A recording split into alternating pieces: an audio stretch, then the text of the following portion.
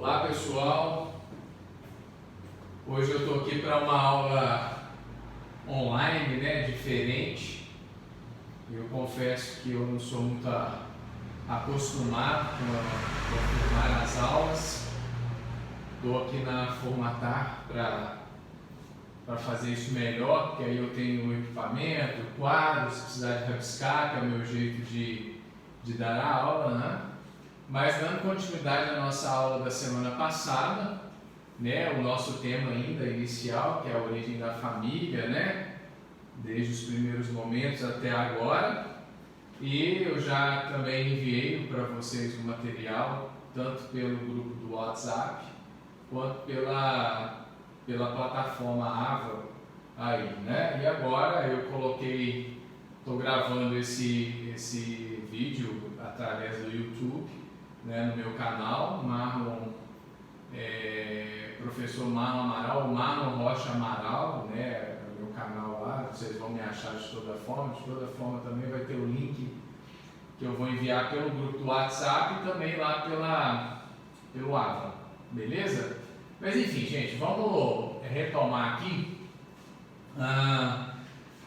o tema da família na história, ainda continuando. Lembra que a gente parou lá no Iluminismo e Revolução Francesa, e a gente encerrou a aula da semana passada aqui como sendo a principal revolução burguesa, onde eu quis contextualizar aquela história toda de que iniciamos antes de Moisés com uma família universal, mas de uma forma completamente sem regras, sem limites, sem costumes, sem autoridades, de um mundo naquele momento totalmente politeísta, onde ninguém era de ninguém, E Moisés veio cravar na história, independente se já haviam outros movimentos monoteístas, mas muito separados, E aí Moisés então crava o monoteísmo e também todo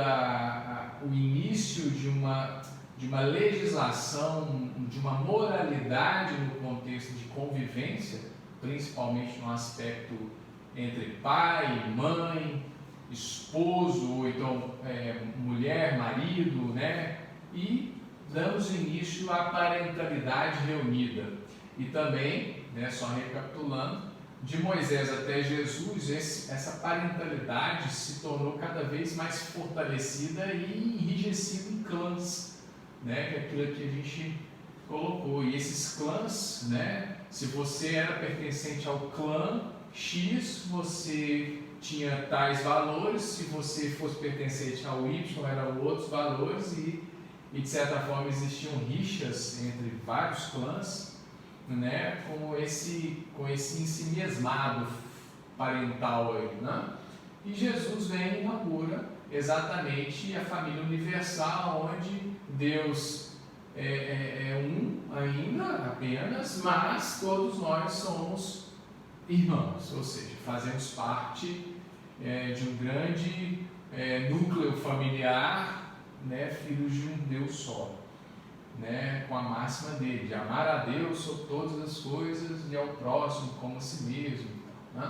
E de Jesus até 1500 e pouco, onde começaram-se as revoluções burguesas, que foi onde a gente tratou bastante também no final da aula.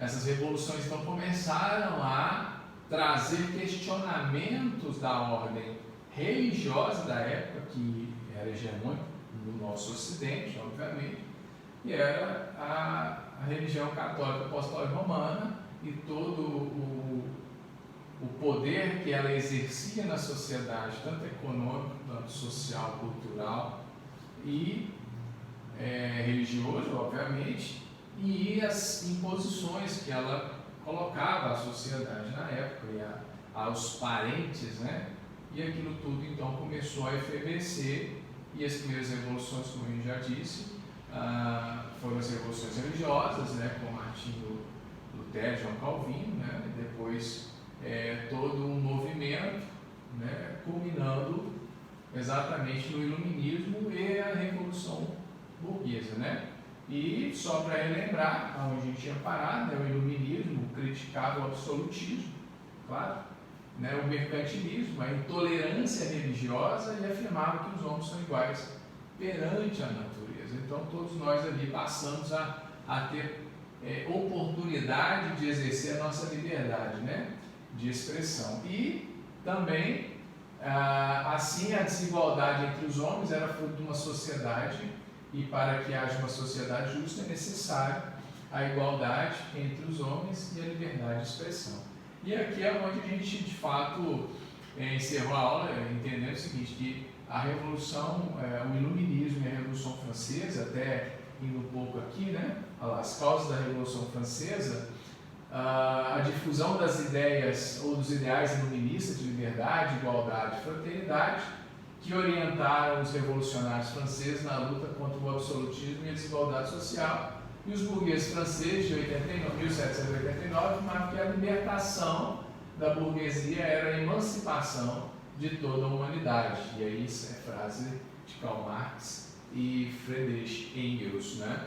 E aí é onde eu coloquei, né? De certa forma, a Revolução Francesa ela foi exatamente uma revolução que trouxe um caráter de resgate àquela família universal lá de Moisés, antes de Moisés, né? Por quê? Porque com essa ideia de não absolutismo, né? de não polimento dos dogmas ou das vontades religiosas, né? E também a ciência aqui ela passa a prevalecer dentro desses grandes pensadores, principalmente no miolo da França, passa a prevalecer com o intuito de tentar combater essas ideias, né, religiosas de posição de que Deus é que fez, que Deus é aquilo, que Deus punirá.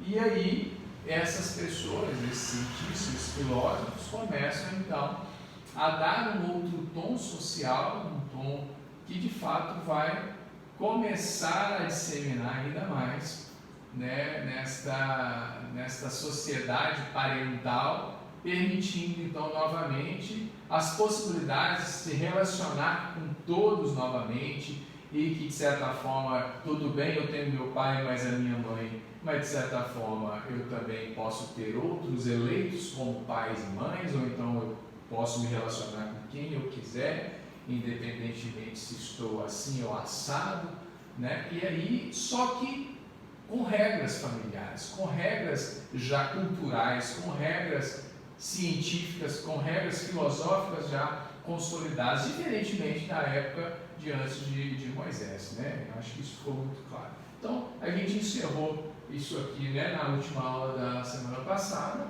e a gente começa então agora com a história da família no Brasil. E aí, interessante, nós temos que também fazer um resgate histórico aqui neste momento. Quem era o Brasil, né, há 500 anos atrás? Bom, o Brasil era primeiro uma terra que, naquele momento ali da história da humanidade, a terra era plana, né? Então o Brasil foi descoberto, né, foi encontrado em 1500, e naquele momento, um pouco antes, a igreja, as pessoas da época ainda acreditavam que a terra era plana, e as primeiras expedições ao mar que começou a descobrir ou entender cada vez mais que essa terra não era assim tão plana, né? E não existia o fim do mundo logo na Espanha, na margem ali do mar da Espanha, de Portugal. E o Brasil então foi descoberto, e quem veio para esse nosso querido Brasil varonil lá em 1500? Né? Exatamente os escarabão de Portugal, né? Porque quem era Portugal nessa época do mundo? Primeiro que era uma potência, obviamente por essa capacidade mercantilista de navegação, né? E só que quem que ia para o mar? Imagina, quem que eram os corajosos que de certa forma davam conta de ter na cabeça uma coragem de pegar, né, a trouxa, entrar dentro de um navio ou de uma caravela, enfrentar o mar e sabe-se lá se ia voltar vivo, se ia, né, ficar perdido até mesmo vivo em outros lugares. só a turma que realmente era faca na caveira. Eu falo os corajosos de plantão e, junto com esses corajosos de plantão, os criminosos, né? Porque naquele momento a turma de fora da lei, vamos falar da Europa, eles eram meio que convidados a ir para Portugal para fazer esses trabalhos de coragem. E qual que era o benefício deles? Se eles conseguissem sobreviver em outras terras, lá eles poderiam fazer, né, a sua liberdade exercida. E além disso, ainda construir patrimônio, né, porque de fato era um prêmio para quem desse conta de sobreviver, explorando novas terras, lá ele poderia ficar e, de certa forma, né, constituir aí patrimônio e quem sabe um dia voltar para a terra natal de forma diferente. Então, os nossos colonizadores iniciais eram pessoas extremamente, vamos falar assim, sem lei, sem regras, né? Então não tinha um contexto familiar ali entre eles, né? Não tinha esse contexto, de certa forma, de família correta, né? E com eles vieram os jesuítas, né? Porque quem eram os padres, né? Quem eram os representantes da Igreja Católica naquele momento da Idade Média, né? Os corajosos que faziam essas aventuras junto com os navegadores para explorar e catequizar as novas terras, exatamente os jesuítas, que era outra turma de faca na caveira, explorador. E essa turma chegou no Brasil, gente, e aqui no Brasil ficaram até a vinda de Dom João VI, que foi mais ou menos em 1800, né, no início de 1800. Então, gente, presta atenção, de 1500 até 1806, né, se não me engano, 1808, me perdoa aí as datas, mas até a chegada da coroa portuguesa no Brasil e vindo exatamente fugindo de toda a revolução que estava acontecendo ali, né, da França, do Napoleão Bonaparte, aquela coisa toda. Quando essa turma chega, é que vem exatamente outros costumes, né, vamos falar assim, mais tecnológicos, né, outras realidades culturais de forma de pensar o mundo. Por quê? Porque com eles, né, com a coroa, vieram outras pessoas, outros nobres, né, e filhos de nobres, óbvio. Antes também haviam ali os filhos de brasileiros já, né, de fazendeiros, de dinheiro, que estudaram lá na Europa, na França, né, principalmente, e em Portugal, e já vinham, né, com esses ideais, mas eles eram, né, eles eram quase ninguém trazendo essa novidade. Mas quando vem a coroa portuguesa, aí vocês veem o choque, né, porque nós tínhamos um Brasil exatamente antigo nos costumes, um Brasil genuinamente católico, apostólico, romano, claro, com as interferências e influências das religiões dos negros africanos e também com algumas interferências das crenças dos indígenas, mas a hegemonia religiosa e dos costumes morais, né, e legais eram exatamente da Igreja Católica. Isso nós estamos falando de 1800 e tanto. Então, ou seja, lá na Europa a coisa já tinha revolucionado, ou seja, a Revolução Protestante já estava, né, sendo semeada, a Igreja Anglicana, as religiões pipocando, né, e no Brasil ainda ali com aquela coisa bem enrijecida no que tange a Igreja Católica. E aí, o que acontece? Qual que é a referência, né? Antes do século XIX, obviamente, e aí é século XIX, antes de 1800, né? A família no Brasil era pensada, na grande maioria do território, como antigo regime. E qual que é o antigo regime? Exatamente o regime antes de 1500, ali, né? Aquela, vamos falar assim, aquela realidade familiar. Uma no sentido também de um pouco feudal, mas ao mesmo tempo já com os costumes católicos, aqueles católicos onde a família, o pai, o homem, a mulher, muito enrijecido, o sexo era apenas para a procriação mesmo, né? Não poderia ter outra situação, não podia se fazer absolutamente nada que estivesse fora do contexto religioso, né? E aí a forte influência dos ideais da doutrina católica na formação da identidade e cultura familiar eram predominantes, né? E com isso, então, somente, olha só, de 1806, quando Dom João VI chegou, quer dizer, os novos costumes começaram a acontecer, de lá para cá, quer dizer, a evolução da sociedade, né, com os novos pensamentos religiosos e tudo mais, somente a partir de 1916, o Código Civil inventou o desquite, separação de leito de casa sem direito a novo casamento, ou seja, na realidade, a família ainda era aquela família ensimesmada, mas muito diferente da família já francesa de 1700 e tanto, né? Onde ali as famílias Napoleão Bonaparte já havia, né, permitido o divórcio, já pensando o divórcio, a própria legislação francesa, a legislação europeia já estava caminhante nesse sentido, então eu podia casar e descasar, fazer a separação e casar novamente em termos civil, né? E aqui no Brasil ainda, apenas em 1916, é que de certa forma o Código Civil, que era muito influenciado, vamos falar, o direito é muito influenciado pelas leis católicas, né? Somente só em 16 é que veio o primeiro movimento da família ser repensado, ou seja, de ela ser desligada, né? O marido e a mulher se separarem, mas, olha só, separação de leito, de casa, sem direito a um novo casamento. Quer dizer, a pessoa podia descasar, ou seja, desquitar, mas não precisa se casar de novo.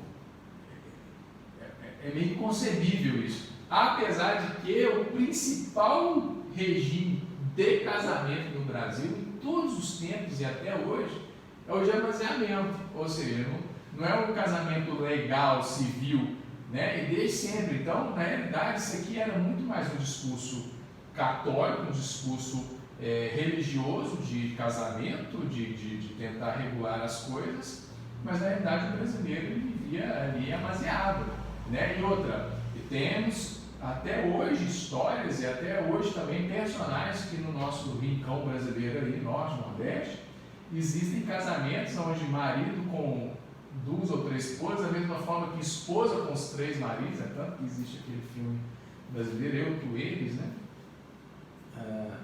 Se não me engano é com a Regina Casé, com o Antônio Fagundes, né?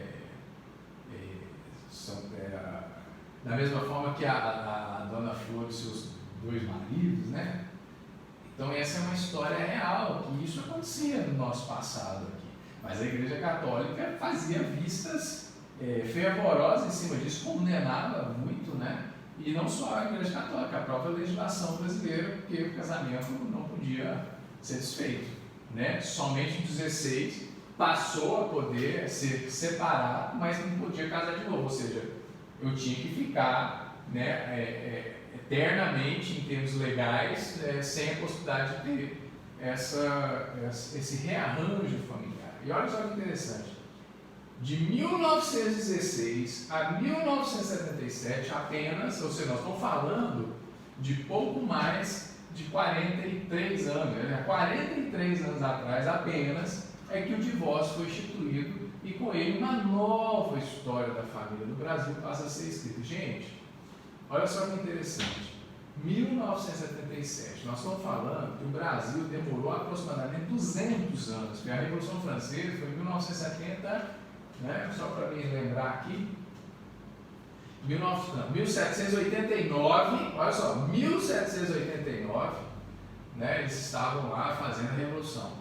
E já junto com essa Revolução de 1789 em diante, toda uma reformulação do pensamento familiar e pensamento pessoal, né, individual da época, divórcio já ali instituído, e aqui, praticamente 200 anos depois, é que o divórcio aconteceu. Então vocês têm uma ideia do atraso que nós brasileiros temos até hoje dos costumes libertários ou dos costumes de uma família mais aberta, de uma família mais, vamos falar assim, transitando no ir e vir de outras possibilidades, dos arranjos e rearranjos. Nós só temos um pouco mais de 43 anos dessa história instituída, obviamente, igual eu já disse, que sem ser instituída, sem ser legislada, já é uma história nossa desde sempre, né, do amaziamento, de um casamento que não deu certo, que tem filhos lá, me junto com outra pessoa novamente, tenho filhos com ela, não deu certo, me junto com outra pessoa, quer dizer, na informalidade já existe há muito tempo, mas na formalidade, nas possibilidades reais de legítima vida, 43 anos, enquanto o mundo ocidental europeu já pensava isso há 200 anos, o próprio americano que veio, né, como originários colonizadores os ingleses, que também já avançavam nas ideias protestantes, era de uma igreja anglicana, não tão católica, apostólica romana, né? O presbiterianismo é hegemônico lá na Inglaterra, não é à toa que os Estados Unidos, em sua maioria, são de protestantes, né? Então o pensamento já era completamente diferente em relação à família, e nós aqui começamos então a construir uma história formal da família diferente a partir de 1977 em relação aos arranjos e rearranjos. E aqui, gente, o que acontece? Né? Se eu ver o que está aqui, porque eu acho que essa tela está errada, né? Esquece essa tela e vamos lá, né? Quais são os novos rumos da família, né? A partir de então? Eu tenho que lembrar a vocês também o seguinte, né? Até 1977, aqui no Brasil, eu disse que a família ela ainda tinha esses resquícios daquela família extremamente tradicional, nuclear, né? Papai, mamãe, vovó, tio, filho, papagaio, periquito, tudo junto, não podia divorciar, podia desquitar, mas mesmo assim o desquite era extremamente mal visto, da mesma forma que o divórcio ainda hoje é mal visto, 40 anos depois de o divórcio ser instituído, ainda é um problema para aquela mulher principalmente divorciada, o homem também divorciado é dado como homem mulherengo ou homem safado, que não é, e da mesma forma que a mulher que é divorciada é uma mulher rejeitada, ou então se foi ela que provocou o divórcio, era uma mulher interessada em outras realidades familiares ou pessoais e tal, enfim. Mas de toda forma nós temos que entender o seguinte: a data 1977 no Brasil ela coincide não só, né, com vários cenários que veio acontecendo anterior a 77, né, que foi a partir do momento em que aqui no Brasil, a gente tem que também recapitular que a família começou a ter uma mudança e que culminou exatamente em N coisas, e uma delas foi o divórcio. E lá na Primeira Guerra Mundial, eu quero voltar exatamente coincidindo com o desquite, não é? O que acontece na Primeira Guerra Mundial? A Primeira Guerra Mundial, primeiro que o Brasil não estava envolvido nela, mas o mundo todo foi envolvido pelas mudanças sociais e mentais que a Primeira Guerra causou, né? Primeiro que uma guerra de proporção mundial. E o que sempre acontece numa guerra, né? A grande maioria dos soldados, a esmagadora maioria, são homens, né? E quando esses homens se alistam e vão para a guerra, aqueles que são casados, eles deixam as esposas, né? E não só os que são casados, os filhos, homens, né? Também abandonam as suas casas, as famílias. E o que acontece com a força de trabalho desta família? Que naquele momento era genuinamente masculino. Quem trabalhava não eram apenas homens, né? Você tem que lembrar disso também, né? O mercado de trabalho feminino não existia, né? Existia em situações pontuais, e algumas profissões muito pontuais, professoras, né, enfermeiras, domésticas, ou então servas, né? Aí, se a gente for voltar lá na época dos escravos, né, aí eu não vou entrar nessa seara, porque aí homem e mulher trabalhavam da mesma forma, mas em alocadas profissões diferentes, mas também trabalhavam. Mas nós estamos falando aqui já do início do século XX, né, 1900 e pouco, nós falamos de Primeira Guerra. Então, ali na Primeira Guerra, houve um êxodo de homens que foram lutar no campo de batalha, e as esposas, as mulheres e os seus filhos ficaram em casa sem condições algumas de dinheiro, né? Então elas começaram a ter que buscar recursos. E não só essas mulheres passaram a ter que buscar recursos, mas também as indústrias e os comércios que estavam, né, começando a ganhar proporções de escala de venda de produto, de produção de produto, também precisavam de mão de obra.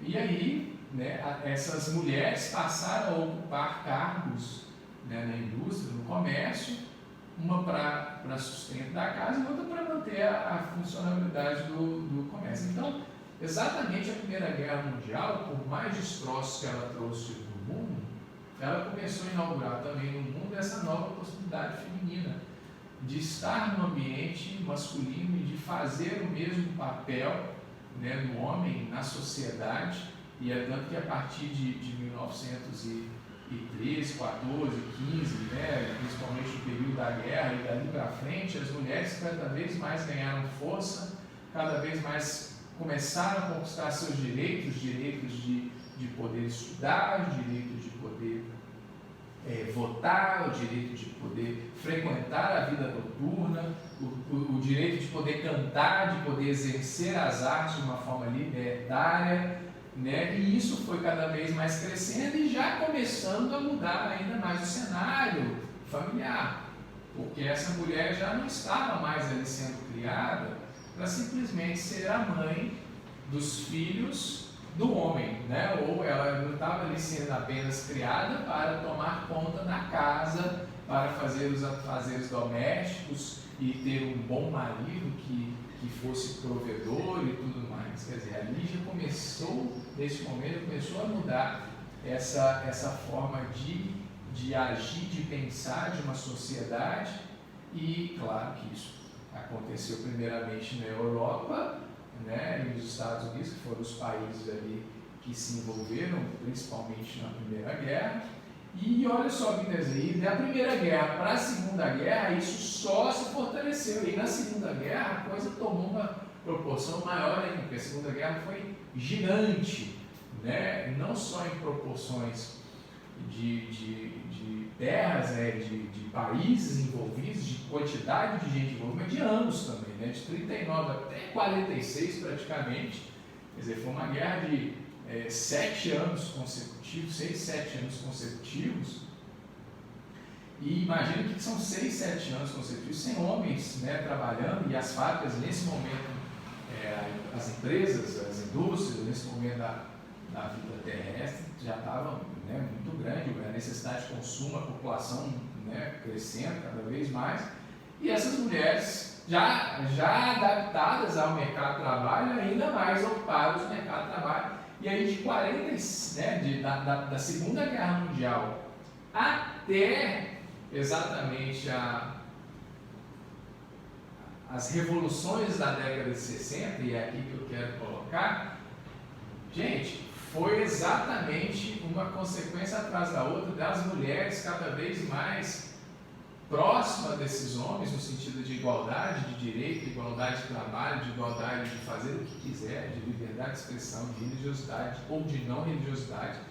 E todo esse movimento feminino, né, trouxe uma concepção diferente de família, cada vez mais crescente, igual novamente reforço na Europa e nos Estados Unidos, né, e quando chega, né, ao estupim de todo o movimento de 60, né, que foi em 68, na Primavera de Praça, no mundo inteiro acontecendo as revoluções estudantis, né, as revoluções que eu chamo de hippie, né? Todos os movimentos do proibido, todos os movimentos dessa nova geração querendo contrapor os costumes antigos, esses ideais que enclausulavam, enfim, pensavam no mundo diferente.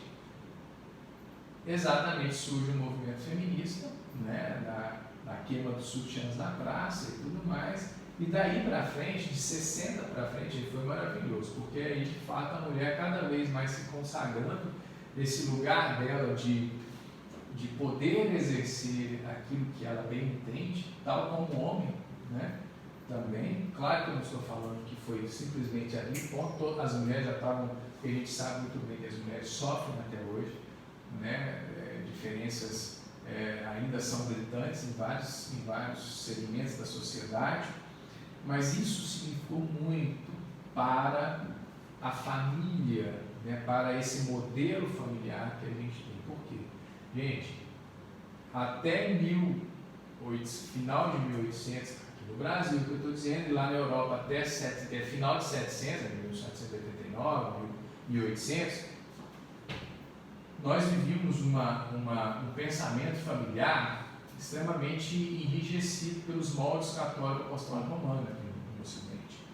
Lembrando, né, gente, que a história da família ela é longa, né, dessa construção, mas imagina a gente sair de uma estrutura em que a família era extremamente enrijecida, né, onde pai, mãe, filhos, avós, todo mundo ali, um clã, né, seguindo as regras de uma verdade absoluta, que era a verdade da igreja. De repente, em 1700, com a Revolução dos Iluministas e a francesa e daí para frente, a família pode experimentar outras coisas, as pessoas podem passar a experimentar outras coisas, né? E dali para frente a família veio constituindo outros jeitos de ser, de se completar, mas mesmo assim a mulher ainda era colocada naquele lugar de servir ao homem, o homem ainda era colocado naquele lugar de ser o provedor, de ser o cara que era livre, ele poderia fazer o que bem entender, né, do casamento e da vida dele, dos filhos dele e tudo mais. E somente a partir de 1900 e poucos, culminando aí com a Primeira Guerra, é que a mulher passa então a imprimir na sociedade a sua força maior. E, lógico, os historiadores podem combater aí no sentido de time, né? Eu estou aqui sendo um cara resumão, até para a gente não perder muito tempo em detalhes históricos da formação familiar, que não é esse o nosso caso aqui, que eu preciso ir para a prática do pensamento sistêmico também, né? Mas o que eu quero chamar a atenção é que esse movimento da mulher cada vez mais presente na sociedade, cada vez mais independente, cada vez mais provedora de si, não dependente do provedor homem, né? E a sociedade cada vez mais digerindo esse novo momento da mulher, entendendo, e apoiando e promovendo. Essa mulher passa então a constituir, passa então a propiciar a constituição de novos modelos familiares, né? E aí é onde a gente começa a entender aqui os novos rumos da família nos tempos atuais. Claro, né? Eu quis fazer esse breve traçado histórico lá de antes de Moisés, até 1977, 1980, aqui, né, chegando no Brasil, que é a nossa realidade. Vocês todos serão psicólogos no Brasil, salvo aqueles que vão poder praticar fora, mas nós vamos entender de família brasileira, porque nós também somos brasileiros, aqui nessa turma toda, eu acredito que seja brasileira, e não salvo, né, tem uma pessoa aqui que nasceu na Colômbia, né? Verdade. Colômbia? Bolívia. Não, boliviano, mas que a família é brasileira, então, e mora no Brasil, vai entender um pouco desse universo, apesar que os bolivianos não têm uma história tão diferente no sentido de colonização, né, desses ideais católicos, apostólicos romanos, mas com certeza a cultura é diferente lá. Mas, bom, enfim, o que eu quero traçar é que foi um movimento muito lento, gente, praticamente 3.500 anos para nós chegarmos ao modelo de família que nós temos agora, e mesmo assim nós ainda estamos tateando, né? Porque quando a gente escutou a história de família de vocês aqui, a grande maioria aqui, né, sem exceção, tem essa história de pais que tiveram outros casamentos, ou de familiares que também já tiveram, ou seja, filhos de um pai, filhas, né, de pai e mãe diferente. E eu até dei o meu exemplo, né? Está aqui, né, a minha família é gigante, né, os filhos da minha esposa, né, os meus, os seus, os nossos, todos aqui, né, isso tudo é um contexto totalmente novo. Mesmo em 2020, nós estamos falando ainda de uma resistência grande desses novos modelos familiares. E aí, os novos rumos da família, a partir de 60, 70, começam de fato a trazer um outro desafio para a sociedade de entender, lidar e ajudar essas famílias e as pessoas, o sistema, né, os membros dessa família, a se organizarem e a reorganizarem. Por quê? Porque nós temos mais história de enrijecimento, de que uma família, para ser feliz, ela tem que ter marido, mulher, filhos, todos dentro do que se chamam de normal, né? Dentro de uma religiosidade, tanto que até hoje a gente acredita que se uma família não teme a Deus, né? A palavra é essa, temer, Deus é bravo, que a gente tem que ficar com medo dele. Então, a família, o homem que não faz isso, a mulher que não teme a Deus, ela é uma mulher desgraçada, né? Um homem desgraçado, uma família desgraçada. Quer dizer, gente, olha só, nós ainda temos esse preconceito, mas não é preconceito, nós ainda temos isso aqui traçado na nossa mente, né? Aqui nos nossos traços mineiros, a história de 3.500 anos é maior no enrijecimento familiar, essa coisa, do que esses poucos mais de 50 anos aqui na nossa realidade brasileira, né? De podermos experimentar novos modelos de família, de podermos experimentar modelos de religiões diferentes, né? Eu nem quis entrar no aspecto religioso, mas a Igreja Católica ainda é hegemônica no Brasil, e as regras da Igreja Católica são regras ainda rígidas, né? Onde o casamento ele é único, não pode ser outro, não pode ter outro, salvo, lógico, tem lá todo já um contexto de abertura para novos casamentos e tal, mas desde que passe por todo um julgamento, ela trata a coisa como se fosse algo assim, contra a lei, né? Mas mesmo assim ainda temos esses valores muito enrijecidos da cultura baseada nesses valores católicos, né? Isso também essa libertação da hegemonia católica no Brasil é recente. Nós estamos falando ainda que antes de 1900 não existiam outras religiões que prevaleciam, até que tinha algum tipo de expressão maior do que a religião católica. Apenas a partir de 1900 e principalmente ali depois da década de 20, né, justamente os movimentos já aí com a mulher sendo libertada, o movimento da Primeira Guerra e todo o movimento de arte, quer dizer, o mundo inteiro, o movimento do Brasil também ganhou, né, esse movimento de ir se libertando cada vez mais, é que outras religiões passaram a ganhar fertilidade, vamos falar assim, no Brasil, e outros contextos de família já passaram a ser um pouco mais entendidos e buscados até.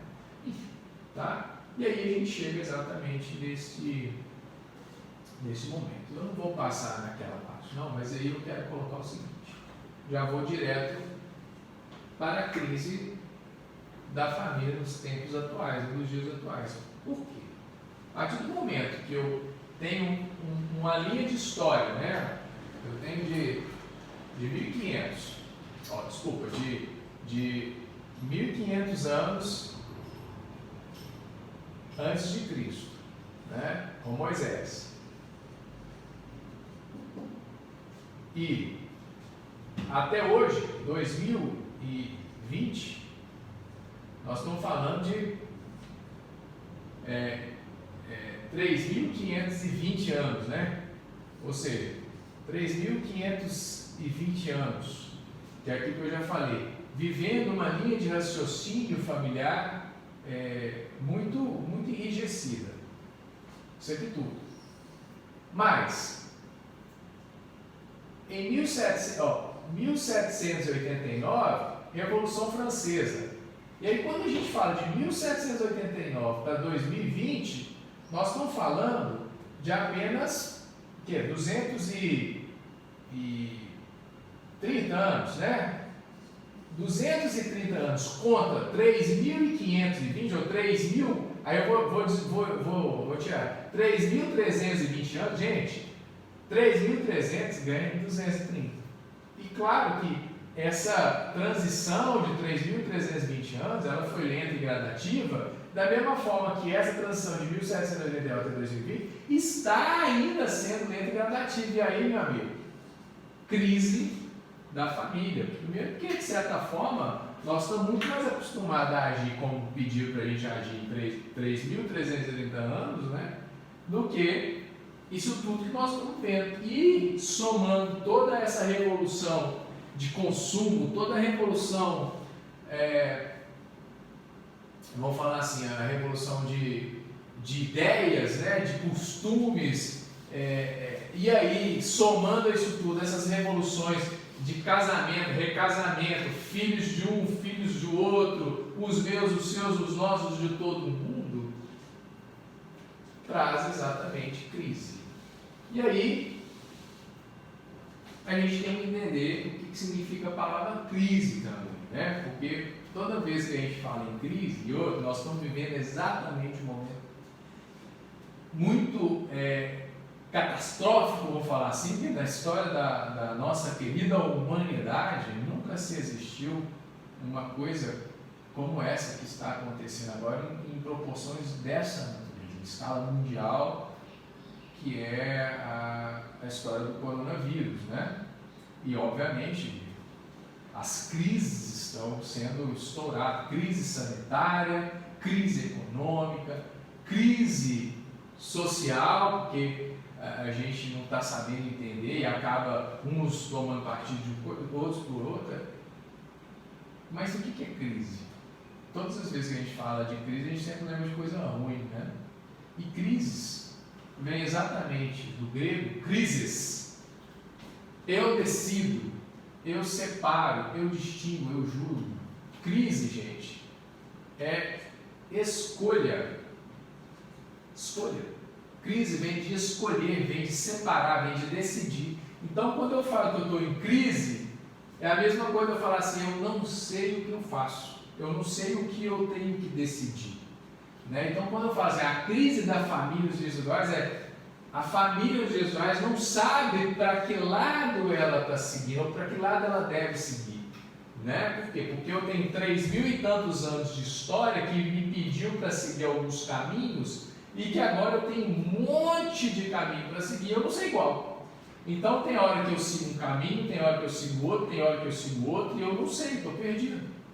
Quando a gente está perdido, gente, quando a gente não sabe que resposta dá para a gente na vida da gente, a gente está em crise.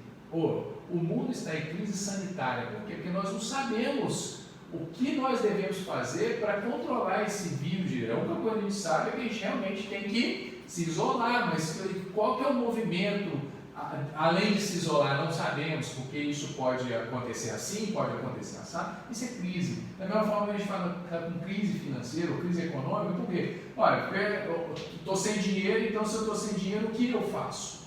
Qual que é o caminho agora que eu devo tomar? Crise. Então, gente, entenda uma coisa, crise não é uma coisa ruim.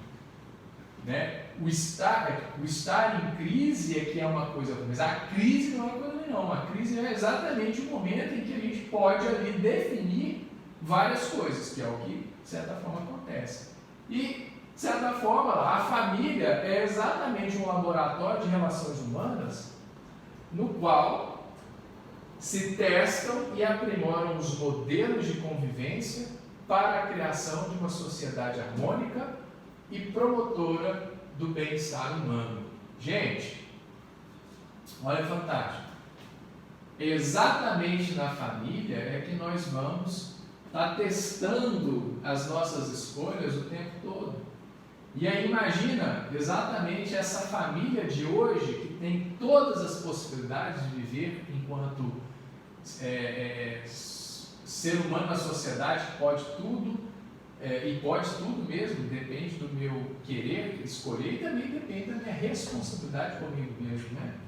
Mas olha que fantástico, a família nos permite isso, exatamente, trabalhar todas essas possibilidades. E obviamente que todas as vezes que eu tenho N possibilidades, eu acabo enfrentando uma crise. Bom, gente, eu vou encerrar por agora, por hoje, exatamente nesse slide. Na semana que vem, a gente com certeza ainda vai ter essa aula online, né? E eu espero então que a gente continue. Eu vou fazer novamente o vídeo, vou fazer agora já linkar, né? A gente vai antecipando, mas semana que vem eu faço novamente a aula e a gente continua as nossas reflexões, mas partindo daqui, né? Da crise da família nos tempos atuais, né? E quais foram exatamente essas circunstâncias geradoras dessas mudanças, das mudanças que geram essas crises, esses desafios da gente cada vez mais experimentar as nossas relações enquanto família, ok? Bom, tá aí, espero que vocês aproveitem essa aula, né? Possam assistir ela 1 ou 2 ou 3 vezes. Estarei à disposição de vocês hoje, a partir das 8, entre 8 e 9 horas. Lá no WhatsApp, eu acho que vai ser mais fácil, se alguém quiser tirar alguma dúvida, né? Enfim, eu ali vou responder através de áudio, ou vídeo, enfim, o que a gente achar melhor, ok? Mas, boa semana, se cuidem. Eu estou aqui dando essa aula esse tempo todo, apesar de parecer estar bem, mas eu estou com todos os sintomas do coronavírus desde ontem, né? E vou continuar aí tendo não sei por quantos dias, tá? Então estou em isolamento, mas passar bem.